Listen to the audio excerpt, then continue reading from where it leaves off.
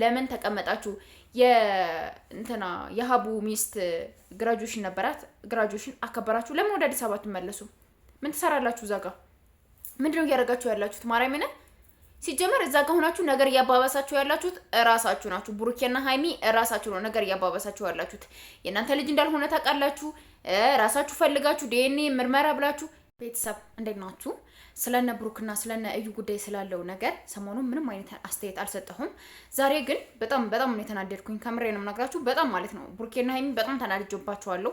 ሲጀመር እናንተ ክብር ለማን መስጠት እንዳለባችሁ፣ ማን ጋር ማውራት እንዳለባችሁ፣ ማን ጋር ነገሮችን እንትን ማለት እንዳለባችሁ በደንብ አድርጋችሁ ማወቅ አለባችሁ። ሲጀመር ቡታጀራ ላይ እንዴት ነው ምን አይነት የዲኤንኤ ምርመራ ነው ያለው? ቡታጀራ ላይ ክልል ከተሞች ላይ ሲጀመር አዲስ አበባ እንኳን ሁሉም ቦታ ላይ እንኳን የለም። ገባችሁ? የዲኤንኤ እንትን 1-2 ተብሎ የሚጠሩ ሆስፒታሎች ነው ያሉ። ገባችሁ አይደለ? ስለዚህ እዛ ላይ የተደረገ ዲኤንኤ እንዴት ነው ውጤታማ ሊሆን ብላችሁ መጀመሪያ የምታስቡት? ቡርኬ ማታውቅ ሆነህ ነው? ያልተረዳ ሆነህ ነው? ስለ ዲኤንኤ ማለት ሪሰርች ማድረግ ሰዎችን መጠየቅ ምናምን መጀመሪያ ቅድሚያ እንትን አይልም ነበረ? ልጅቱ ግግም ብላ አንዴ ዲኤንኤ አድርጌያለሁ አልሰጥም እያለች ነው ያለችው። ገባችሁ አይደለ? ስለዚህ ከዶክተሩ ጋር የሆነ ነገር አድርጋ በቃ ይሄ ዲኤንኤ ውጤት ይሄ ዲኤንኤ ናሙና አዲስ አበባ ሄዶ የአዲስ አበባ ተሰጥቶ ምናምን ይመጣል። ከ3 ወር ምናምን በኋላ መሰለኝ ዲኤንኤ የሚደርሰው ማለት ነው። እንደዛ ብሏታል። ሲጀመር እናንተ እሱ ጋር ለምን ተቀመጣችሁ? የእንትና የሀቡ ሚስት ግራጁዌሽን ነበራት። ግራጁዌሽን አከበራችሁ። ለምን ወደ አዲስ አበባ ትመለሱ? ምን ትሰራላችሁ እዛ ጋር? ምንድነው እያደረጋችሁ ያላችሁት? ማርያምን ሲጀመር እዛ ጋር ሆናችሁ ነገር እያባባሳችሁ ያላችሁት እራሳችሁ ናችሁ። ብሩኬና ሃይሚ እራሳችሁ ነው ነገር እያባባሳችሁ ያላችሁት።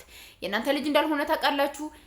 ራሳችሁ ፈልጋችሁ ዲኤንኤ ምርመራ ብላችሁ ዝም ካላችኋት ምን ታመጣ ነበር እሷ? ገባችሁ? የራሷ ባሏ እኔ ሚስት እኔ ባልየው አለው እኔ የልጁ አባት እኔ ነኝ እያለ እናንተ እዚህ ነገር መጀመሪያ ለምን ገባችሁ? እኔ ማርያምን እምላችሁ አላየሁም ቪዲዮም እስካሁን። ግን ብሩኬና ሃይሚ እንደዚህ አይነት ነገር መግባት ምን አስፈለጋቸው? ገባችሁ? ምን አስፈለጋቸው? እሷን እንደፈለገች ለምን አትቀባጥርም? ለምን የልጁ አባት እኔ አይደለሁም ብሎ ቢክድ እሺ ያለውን ነገር ላጣራ ያለውን ነገር ንጹህ ላድርግ ምናምን ብሎ ቡርኬ መሄድ ግዴታ አለበት።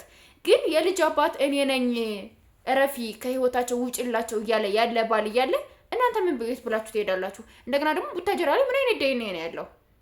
እዚህ አዲስ አበባ መታ አታስመረምርም ነበር ከፈለገች? አንቺ እንደ እናት ልጁን እንትን ካልሽ እኔ ደግሞ እንደ አባት እንትን ማለት አለብኝ። ይሄን ቃል እኮ መናገር የለብህም ቡርኬ።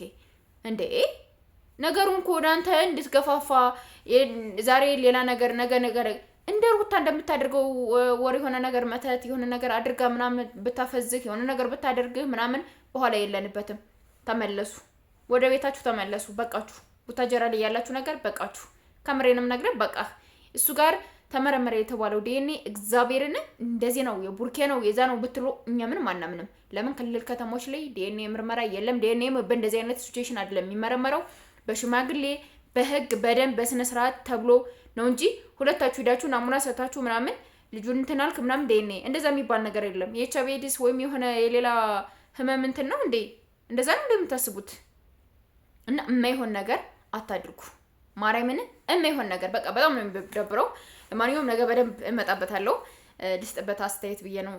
ለምን ሃይሚና ቡርኬ እንዲነኩብኝ ስለማልፈልግ ነውና እወዳችኋለሁ። ሰብስክራይብ ማድረጋችሁን አትርሱ። የጨረቃ ፋሚሊዎች ባይ